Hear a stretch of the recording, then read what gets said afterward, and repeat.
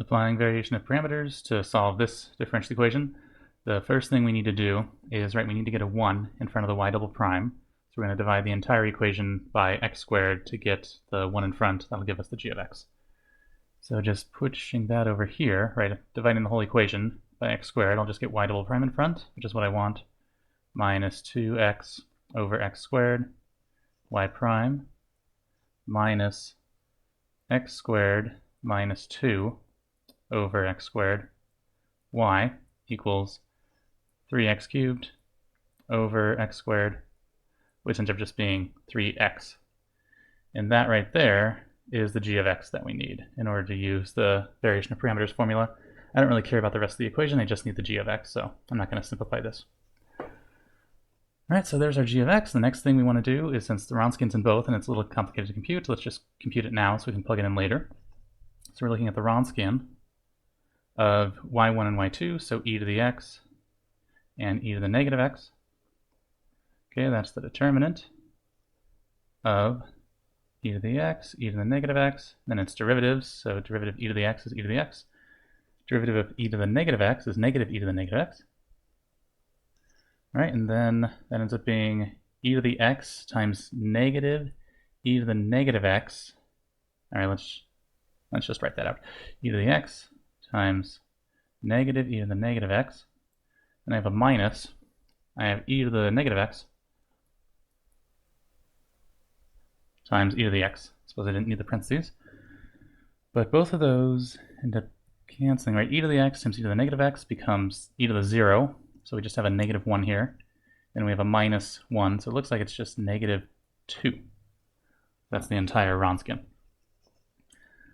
Alright, next thing to do, we just substitute stuff in and try to do the integrals. Let's go ahead and get started. So our y particular is negative y1, so negative e to the x, indefinite integral. Let's see, y2, that was e to the negative x, times 3x was our g of x, and that's all over negative 2 dx. And then we have a plus y2, which is e to the negative x, definite integral y1 e to the x, times g of x, which was 3x, all over our Wronskian, which is negative 2 dx. Alright, let's simplify that a tad if we can. So we're negative, not a whole lot to simplify here. We end up with 2 integration by parts that we have to do. So let's go ahead and do those. So I have a negative 2 and a negative there, so I'm going to just pull that out. It's a 1/2 e to the x integral x. Let me pull that 3 out as well, excuse me. So I've got my 3/2 x e to the negative x dx. And I've got my minus, the negative 3/2 here, e to the negative x integral x e to the x dx. Alright, going back, the integration by parts formula, the integral of u v prime equals equals uv minus integral u prime v. Alright, so the way I've arranged these, I want the u to be the x in both of these, because if I take the derivative, it'll get simpler. So let's go ahead and do that. So that's going to equal still my 3/2 e to the x. Alright, so let's just do a big parenthesis. So integral uv prime, okay, uv, so I need to integrate e to the negative x on this one. So it ends up being negative x e to the negative x in total. And then I have my minus u prime, so that's integral here. I think that just ends up being negative 1 times e to the negative x dx. Alright, then I've got my minus 3/2 e to the negative x, big parenthesis. Alright, so again I want to choose the x as the u, so then I've got u v, so I have to integrate e to the x. Well, that's not too bad, so first term is x, integral of e to the x is e to the x. And I've got my minus integral. I take the derivative of x, because that was my u, so that's a 1, and then times my v, which is e to the x. So I just have e to the x here, dx. And I think I can squeeze this all in.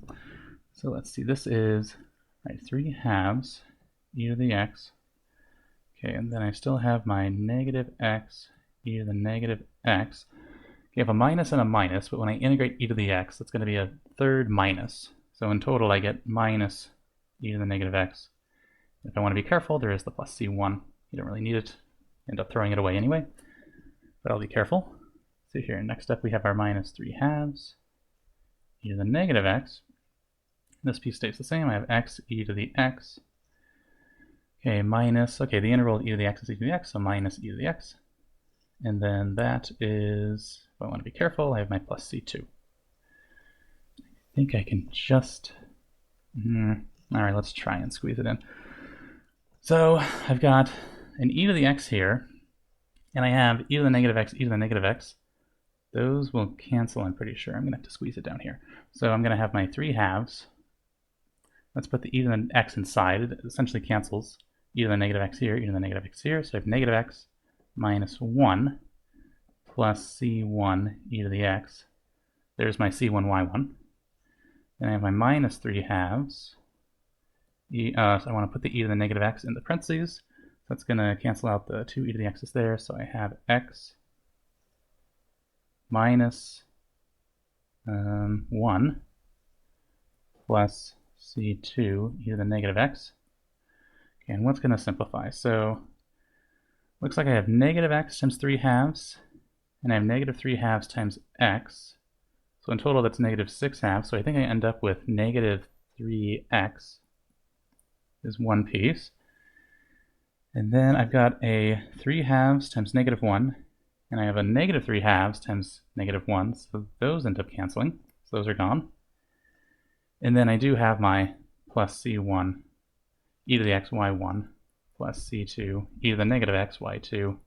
But typically, right, we want to ignore those because we just care about y particular. So in this case, after all that effort, the y particular solution is just negative 3x. And we're done.